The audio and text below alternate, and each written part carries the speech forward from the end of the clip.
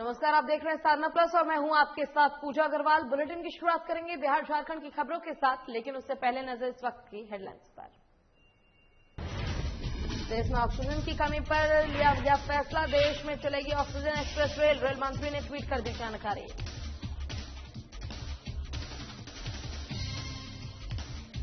झारखंड में स्वास्थ्य सुरक्षा सप्ताह की तैयारी पूरी। चाईबासा में जिला प्रशासन ने संभाली कमान, प्रशासन ने लोगों से की घर से न निकलने की अपील। बिहार शरीफ बाजार समिति ने कोरोना गाइडलाइन की उड़ी धज्जियां, मामले में प्रशासन ने लिया संज्ञान, सब्जी विक्रेताओं को दूरी जगह दी शिफ्ट। और बेगूसराय में आग ने मचाया तांडव, कपड़े की दुकान में लगी आग ने लाखों का माल जलकर हुआ राख।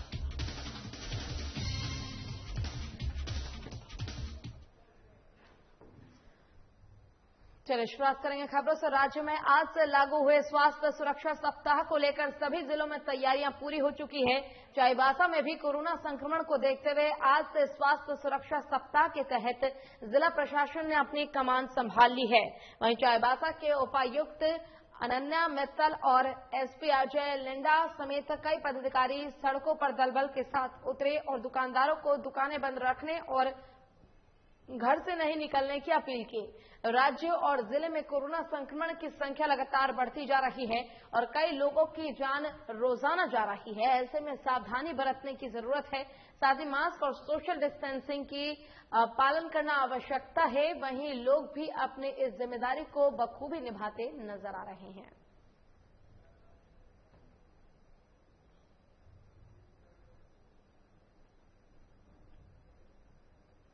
और नालंदा जिले के बिहार शरीफ बाजार समिति के कोरोना गाइडलाइन के उल्लंघन का मामला सामने आया है, जिसके बाद जिला प्रशासन की नींद खुल गई है। कोरोना संक्रमण तेजी से न फैले, इसके लिए बाजार समिति में फुटकर विक्रेताओं को नियत स्थानों से हटकर मंडी परिसर में उत्तर पश्चिम किनारे पर सब्जी मंडी लगाने का निर्देश दिया गया है। आज बिहार शरीफ के बीडीओ राजीव रंजन, सीओ अरुण कुमार सिंह और थाना अध्यक्ष वीरेंद्र यादव दलबल के साथ पहुंचकर सब्जी विक्रेताओं को सरकार के गाइडलाइन का पालन करने का निर्देश दिया है। इधर दुकानदारों का कहना है कि नए स्थल पर पेयजल, शेड की व्यवस्था, समतल जमीन जैसी मूलभूत सुविधाओं की कमी है, जिसकी वजह से ग्राहक यहां नहीं आ रहे हैं।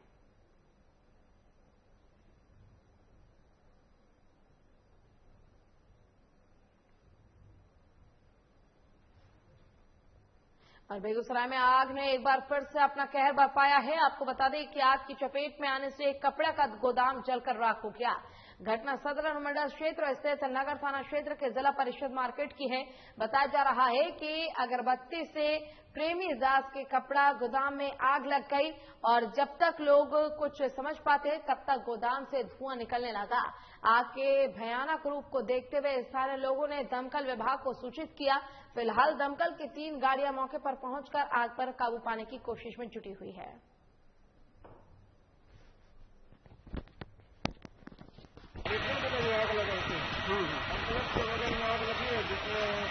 दमकल के द्वारा आग बुझाने का प्रयास किया जा रहा है। जानकारी यही मिली है कि कपड़े का गोदाम था, जिसमें कपड़ा था, लागत से कपड़ा था जो जलकर राख हो गया। लगभग कितना देर पहले आग लगी और क्या लगभग 1 घंटा पहले आग लगी थी। फिर उसके बाद दमकल वाले को फोन किया गया, समय पर दमकल वाले आए, प्रयास कर रहे हैं आग बुझाने का, लेकिन अभी तक आग को काबू नहीं। और बंगाल की खाड़ी में बन रहे निम्न दबाव का असर झारखंड और बिहार के कई जिले में देखने को मिला है। इससे राजधानी रांची समेत कई जिलों में मौसम का मिजाज बदल गया। जमशेदपुर समेत कई इलाकों में आज बारिश हुई। वहीं लगातार पिछले कई दिनों से गर्मी काफी बढ़ गई थी। बढ़ते तापमान से जहां सभी परेशान थे, वहीं बदलते मौसम से लोगों को थोड़ी राहत मिली है।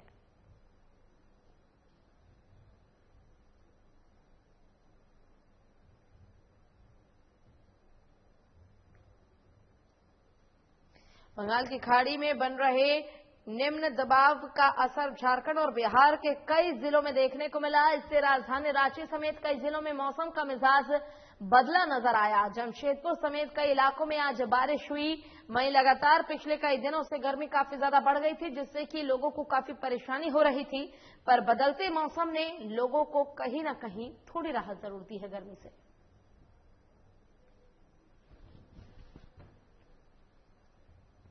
और कोरोना के संक्रमित मरीजों की बढ़ती संख्या और अस्पतालों की बदहाली ने लोगों को दर दर भटकने को मजबूर कर दिया है। आपको बता दें कि शहर में बड़े से बड़े अस्पताल होने के बाद भी लोग शहर के एक अस्पताल से दूसरे अस्पताल घूम रहे हैं। वहीं इस भागादौड़ी में कई लोगों को अपनी जान गंवानी पड़ जाती है।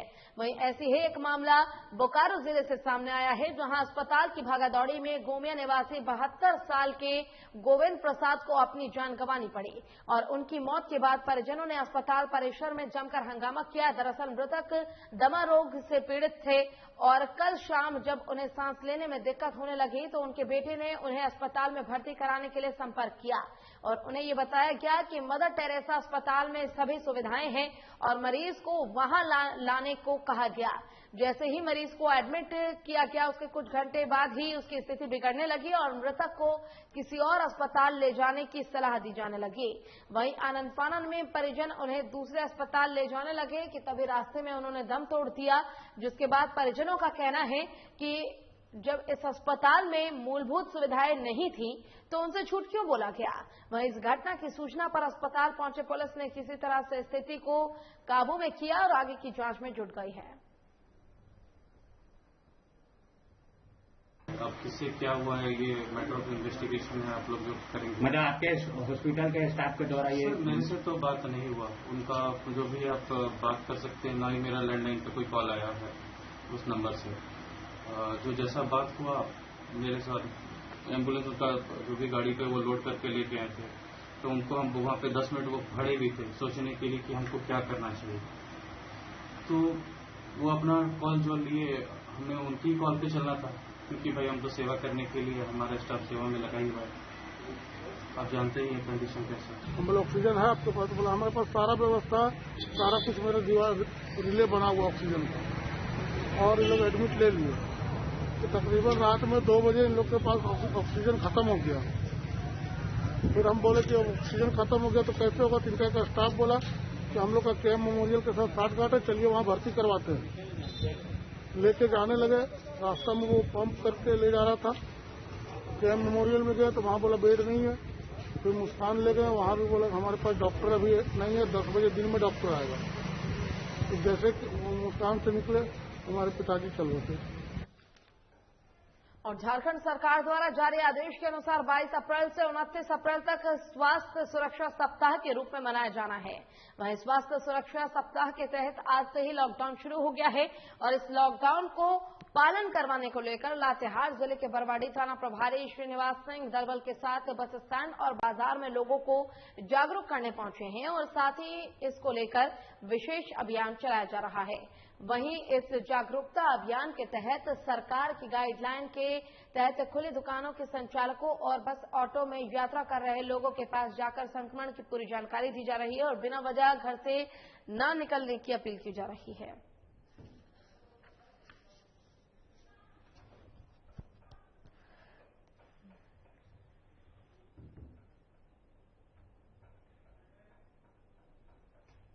और दिल्ली हाईकोर्ट द्वारा केंद्र सरकार को दिए गए निर्देश के बाद देश भर की निगाहें झारखंड के बोकारो जिले पर आकर टिक गई है। आपको बता दें कि अस्पतालों में ऑक्सीजन की कमी को पूरा करने के लिए उद्योग में इस्तेमाल हो रहे ऑक्सीजन की सप्लाई को रोक दिया गया है।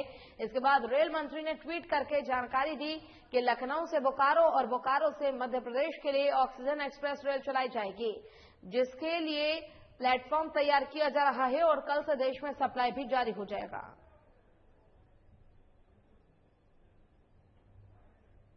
जानकारी तो मिली मैंने आज से ही लोड होना था, लेकिन प्लेटफार्म को चलते थोड़ा विलम्ब हो रहा। तो क्या प्लेटफार्म बना दिया गया? अब प्लेटफार्म तो बन गया, रैक भी लग गया। रेट भी लग गया, तो इससे हो सकता है कल से चालू हो जाए। अगली खबर हजारीबाग से है, जहां आज से स्वास्थ्य सुरक्षा सप्ताह शुरू हो गया है, जिसको पालन करवाने के लिए नगर निगम विभाग ने क्षेत्र के सभी बाजारों में लोगों को जागरूक करने के लिए विशेष अभियान पुलिस द्वारा चलाया गया। और इस अभियान के तहत दुकानदारों ने भी अपनी दुकानों को बंद रखा। वहीं जो दुकानें खुली हैं उनके दुकानदारों ने बताया कि सरकार द्वारा जारी किए गए कोरोना गाइडलाइन का पालन करते हुए हमने दुकानें खोली हैं और अपना काम कर रहे हैं।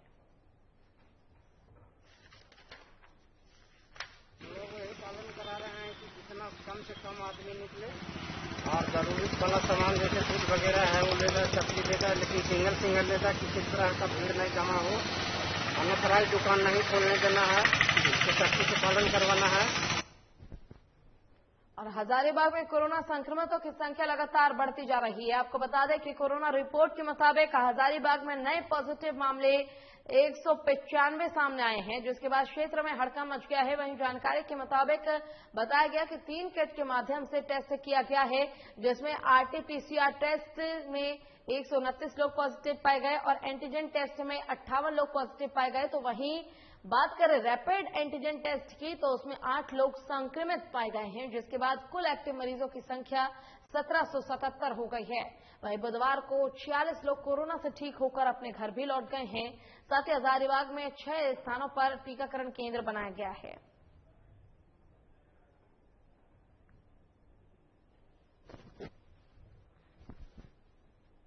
और नालंदा जिले के बिहार शरीफ में बीती रात हादसा हुआ। आपको बता दें कि एक अनियंत्रित ट्रक ने 2 मकान को क्षतिग्रस्त कर दिया। वहीं ट्रक बिहार शरीफ के पटना की ओर जा रहा था और उसी दौरान ये हादसा हो गया।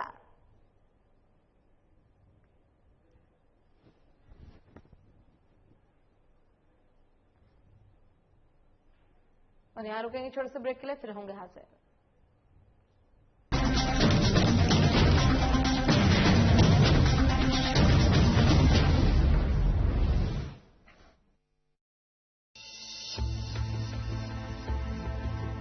रामकृष्ण मिशन अस्पताल रांची में सेवा का एक सर्वोत्तम संस्थान। 7 दशकों से रामकृष्ण मिशन सैनिटोरियम में सभी बीमारियों का आधुनिक पद्धति से सस्ते दर पर इलाज। अस्पताल में अनुभवी डॉक्टर और कुशल नर्सें रखेंगी आपका विशेष ख्याल। सभी आधुनिक चिकित्सकीय उपकरणों से लैस 24/7 है सेवा में समर्पित।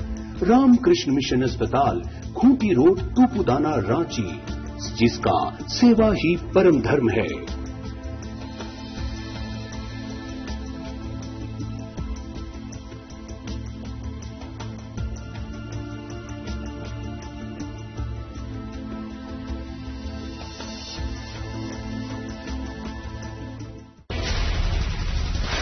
बिहार झारखंड के साथ देश दुनिया की हर बड़ी खबर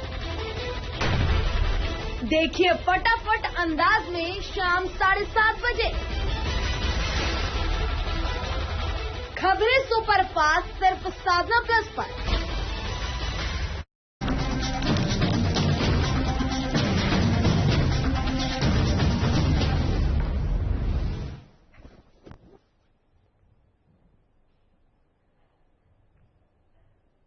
चलिए ब्रेक के बाद एक बार फिर से रुक करेंगे खबरों की ओर। कोरोना की दूसरी लहर में संक्रमितों की संख्या बेतहाशा बढ़ती जा रही है।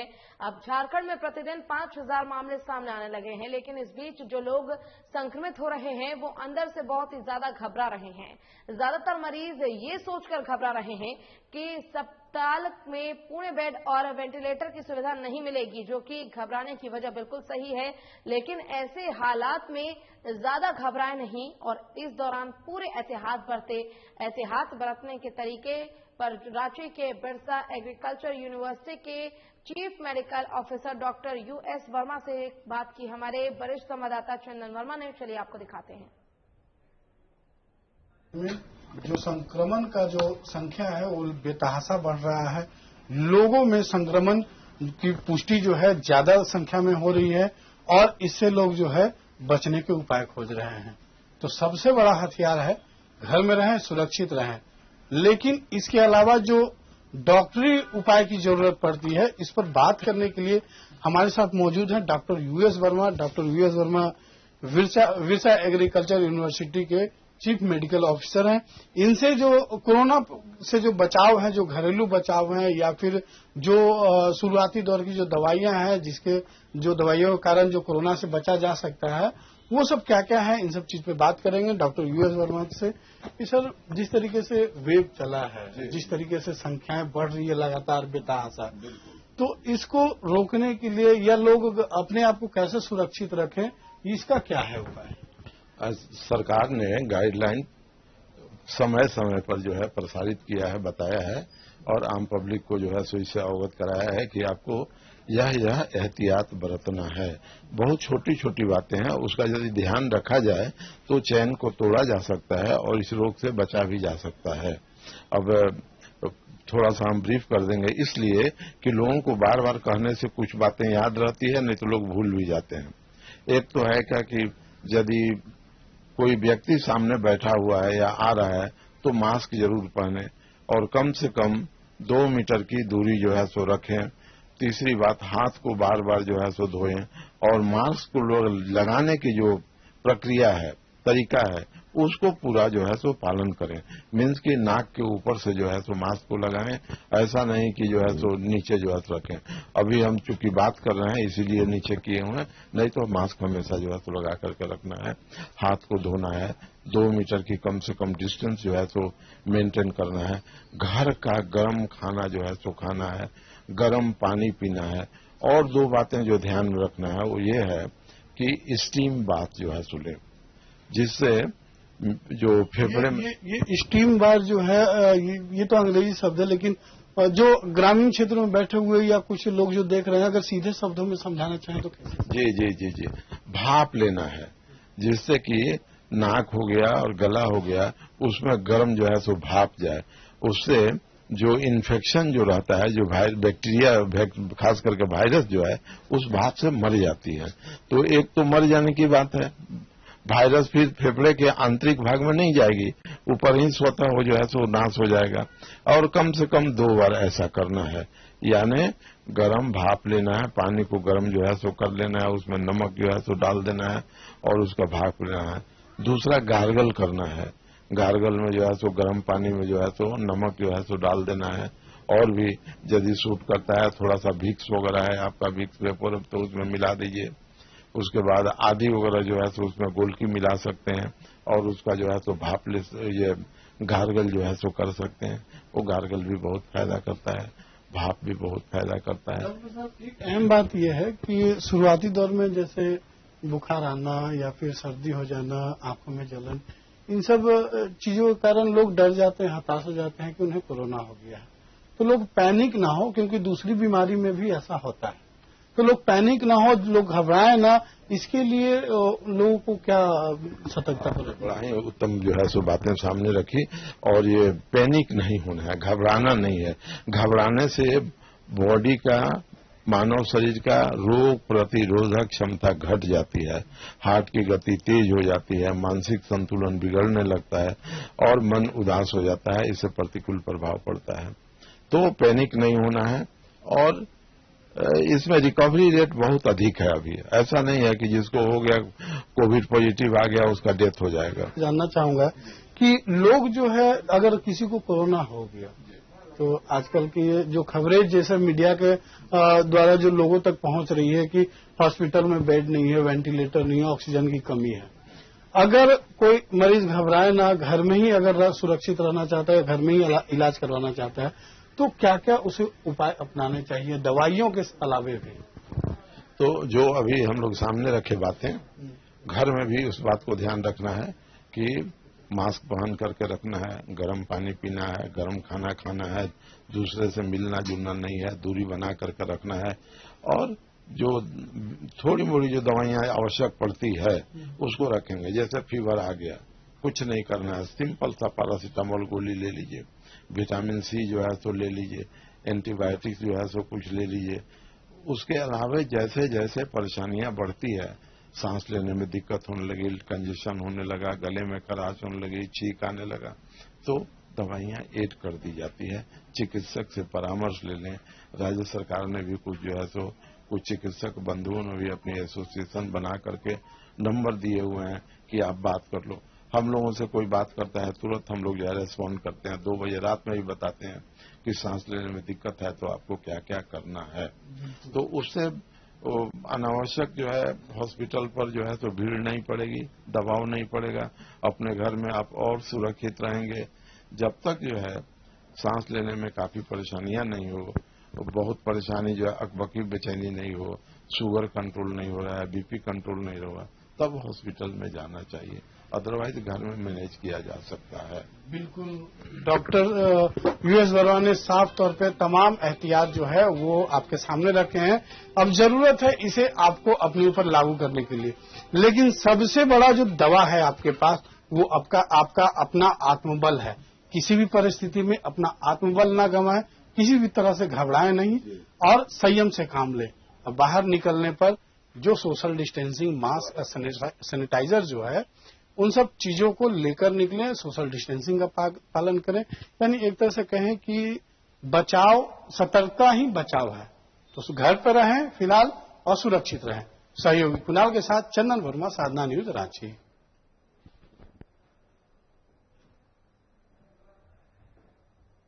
और राज्य में कोविड-19 संक्रमितों की संख्या में वृद्धि लगातार जारी है। अब राज्य में लगभग 5000 के आसपास मामले भी मिलने लगे हैं। ऐसे में कल से सरकार अब स्वास्थ्य सुरक्षा सप्ताह के नाम से लॉकडाउन भी लगाने जा रही है। हालांकि बीजेपी ने सरकार पर हमला बोला है और बीजेपी के प्रदेश प्रवक्ता प्रदीप सिंह ने कहा है कि सरकार कोरोना संक्रमण रोकथाम के मद्देनजर फेल है, लेकिन बीजेपी के दबाव के बाद ही सरकार ने लॉकडाउन पर विचार किया, पर यह फैसला देरी से लिया गया है। इधर कांग्रेस के कार्यकारी अध्यक्ष राजेश ठाकुर ने कहा है कि सरकार के लाख कोशिशों के बावजूद भी लोग सड़कों पर भीड़ लगा रहे हैं, संक्रमण तेजी से फैल रहा है, लिहाजा सरकार को लॉकडाउन का फैसला लेना पड़ा। हालांकि सुरक्षा सभी चीजों पर नजर बनाई हुई है, सरकार की तरफ से नजर बनाई गई है और जल्द ही कोरोना से जीतने की बात भी कही गई।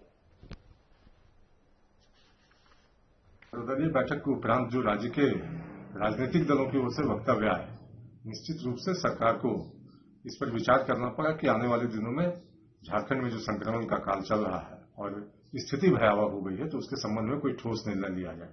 हालांकि सरकार कुछ और सोच रही थी, लेकिन भारतीय जनता पार्टी और कांग्रेस के खेमे से जो बातें सामने आ रही थी, तो सरकार में जो सहयोगी दल है उनकी ओर से भी जब आवाज आने लगी, तो सरकार को यह निर्णय करना पड़ा कि अंततः कोई उपाय नहीं है, अब स्वास्थ्य सुरक्षा के नाम पर 7 दिनों का लॉकडाउन लगेगा। हालांकि सरकार इसको लॉकडाउन नहीं मानती है और स्वास्थ्य सुरक्षा सप्ताह के नाम से इसको प्रसारित कर रही है। लेकिन मैं समझता हूं कि सरकार भले ही लॉकडाउन न माने, लेकिन सारी पाबंदियां वही हैं जो एक लॉकडाउन में की जाती है। अब जबकि स्थिति भयावह है, अस्पतालों में मरीज अटे पड़े हैं, उनको जगह नहीं मिल रही है, आप कह सकते हैं वेंटिलेटर बेड्स नहीं है, ऑक्सीजन बेड्स नहीं है, कमी पड़ गई है, तो कहीं न कहीं सरकार को चिंता करने की आवश्यकता है कि जितनी जल्दी हो सके ऐसे हालात पर काबू पाया जाए और राज्य के अंदर जो संक्रमण तेजी से फैल रहा है उस पर रोक लगाने के लिए इससे बेहतर कोई उपाय हो ही नहीं सकता था कि अंततः लोगों को उनके घरों में रखा जाए, लोग घरों में बंद रहें।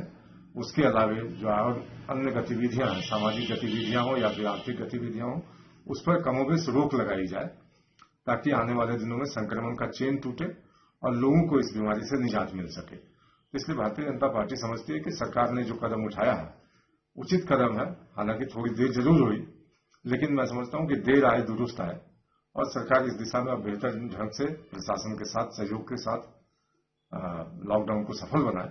देखिए, हमने कोरोना पर काबू पाने के लिए तमाम तरह के जो उपाय हो सकते हैं वो हम कर रहे हैं। ऐसा नहीं है कि लॉकडाउन ही एकमात्र उपाय रह गया था। हमने पहले कॉलेज बंद किया, हमने सारी कवायद शुरू की है, हॉस्पिटल्स में जो सामान, जो दवाई, जो ऑक्सीजन मुहैया करानी है वो करा रहे हैं। साथ ही साथ लॉकडाउन करने से ये होगा कि जो लोग इस बात की गंभीरता को, कोरोना की गंभीरता के, संक्रमण को गंभीरता को नहीं समझ रहे हैं, उन सबके लिए लॉकडाउन लगाना बहुत जरूरी था। क्योंकि लगातार हम लोगों के प्रयास के बावजूद लोग बेवजह सड़कों पे घूम रहे थे। अब बेवजह कोई नहीं घूमेगा। इस लॉकडाउन में सारी जरूरत की चीजें मिलेंगी, ये भी किया गया है और कहीं न कहीं एक सिस्टम बनाने का प्रयास किया गया है और हम लगातार हॉस्पिटल्स की निगरानी कर रहे हैं, हॉस्पिटल्स में बेड की संख्या बढ़ा रहे हैं, तमाम जो जगहों पर वैक्सीन लगाने के लिए शिविर आयोजित कर रहे हैं। तमाम हमने जो कांग्रेस के लोग हैं उनसे निवेदन किया है कि वैक्सीनेशन के लिए अपने अपने जिलों में शिविर लगाने का काम करें। हमारे यहाँ कंट्रोल रूम की स्थापना की गई है कांग्रेस मुख्यालय में कि कहीं किसी को किसी प्रकार की दिक्कत नहीं हो। हम समझते हैं हम कोरोना पर काबू पाने में जल्द सफल होंगे।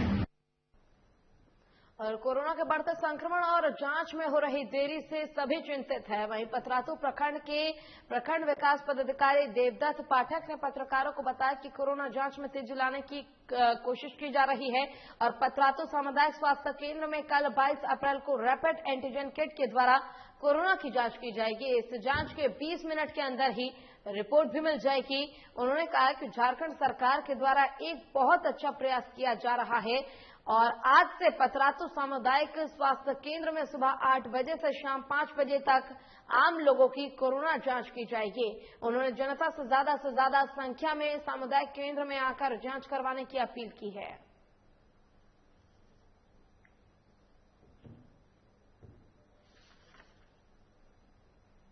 और मोतिहारी के सुगौली स्थानीय सामुदायिक स्वास्थ्य केंद्र की टीम ने बाजार के पास राजकीय मध्य विद्यालय में कोविड-19 टीकाकरण का कैंप लगाया। टीकाकरण में व्यावसायिक संघ के अध्यक्ष अशोक कुमार गुप्ता, अनिल कुमार सहित अन्य लोगों ने सहयोग किया और टीका लगाने पहुंचे।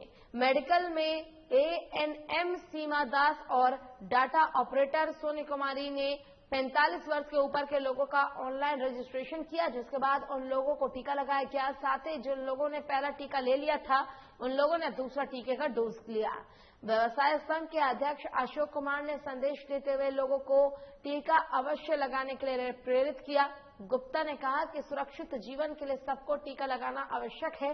साथ ही मास्क लगाने और शारीरिक दूरी बनाकर रखने का संदेश भी दिया गया। टीकाकरण के समय विद्यालय के शिक्षक हारून रशीद, गीता प्रसाद सहित अन्य शिक्षक मौजूद रहे। मेडिकल टीम ने बताया कि टीकाकरण का कार्य पूरे दिन चलेगा। टीकाकरण कैंप का निरीक्षण प्रखंड विकास पदाधिकारी सरोज बैठा ने किया और सबको टीका लेने के लिए प्रेरित किया गया।